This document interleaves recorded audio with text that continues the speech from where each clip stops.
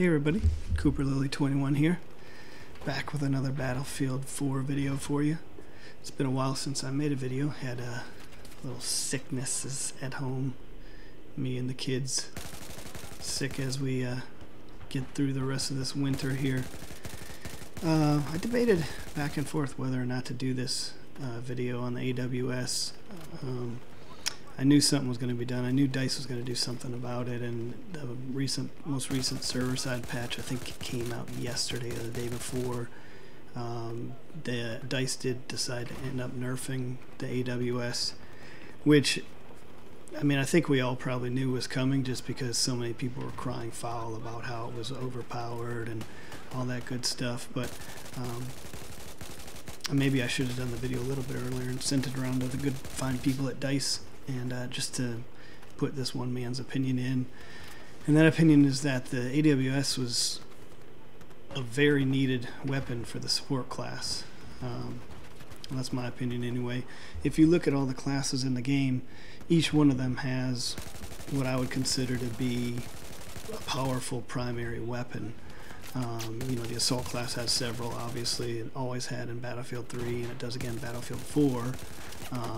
The engineer class, although they have the PTW primaries, I think most people use the carbine just like they used in Battlefield 3, and there are several really good carbines. This makes my argument a little bit weaker, being that the carbines are available to the support class as well. But I mean, I think we all know that the LMG is kind of the highlight of the support class, and so, you know, when I talk here about the primary weapon of the support class, I'm considering the LMG to be the primary weapon, which it obviously technically is.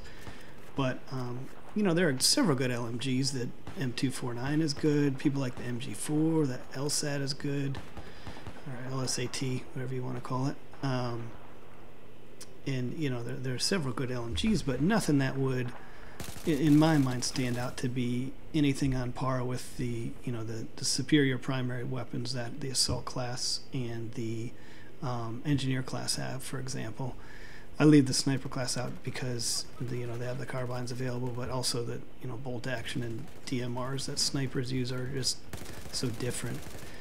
But in my opinion, the AWS was a much needed weapon for the support class, if only because it made the support, I guess it might still, but it made the support class a much more viable option. If you guys played Battlefield 3 as well, the support class has always been pretty much a second-class citizen, you know, and there's always cries about running around the battlefield looking for ammo, and I find myself doing it all the time since I use the Scar H, which has a smaller magazine size. And I run the defensive perk, which means I don't get the ammo boost. So I'm basically running at minimum ammo every round. And so I'm constantly looking for ammo. Enough people run the assault class and medic so that I can find, you know, heal in the med kits pretty easily. But ammo bags or ammo crates are much harder to find. And so I guess even more so in Battlefield 3 than Battlefield 4, but you know, the support class really needed a buff in my opinion, and the AWS was the perfect solution. That LMG has a smaller magazine than the others, still had 100 rounds in the magazine, and you could treat it as a true LMG. And finally there was one with low recoil. It had about equivalent recoil of the let's see, about equivalent with the Ace 23 and the L86A2 of the assault class. Good side-to-side recoil. I think it was a 0.2 or a 0.3 left and right. So it hopped a little bit, but not as much as the other LMGs. So the vertical and horizontal recoil were very favorable. Rate of fire was very strong. It fired as fast as the Ace 23, faster than the LSAT, and a little slower than the M249, but it was much more stable, much more accurate than the M249. So you saw a lot of people playing with the AWS, maybe just because it's a more novel weapon, you know, haven't been released with the Naval Warfare expansion kit, which technically isn't even out yet.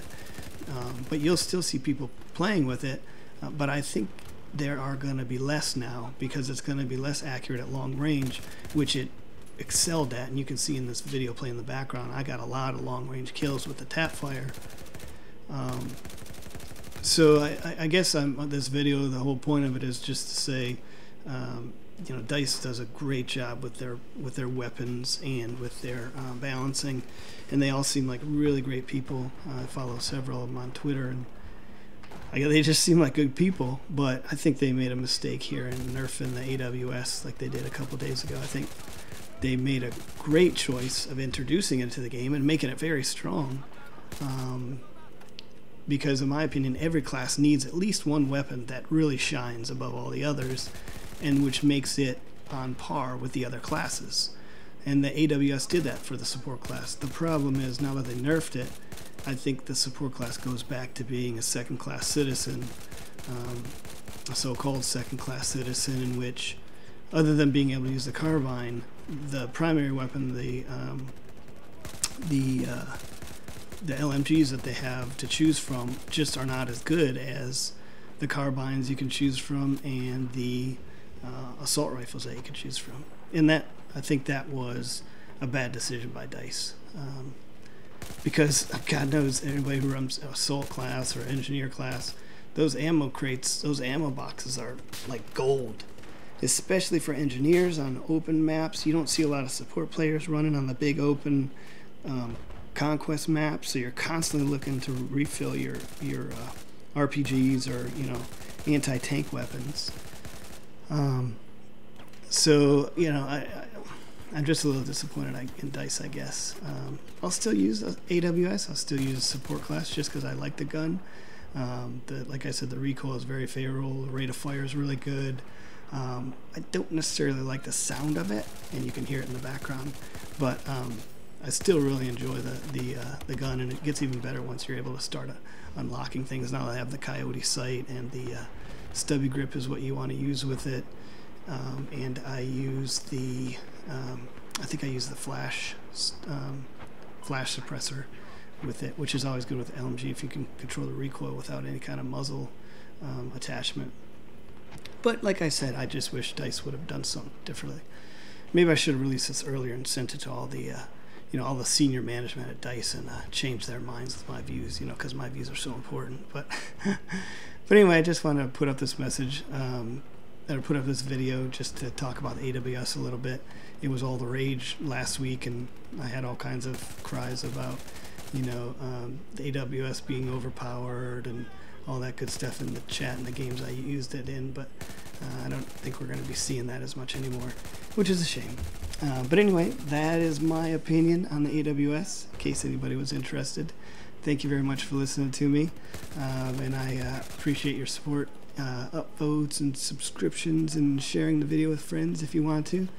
Thanks guys, I appreciate you taking the time. Take it easy. Bye.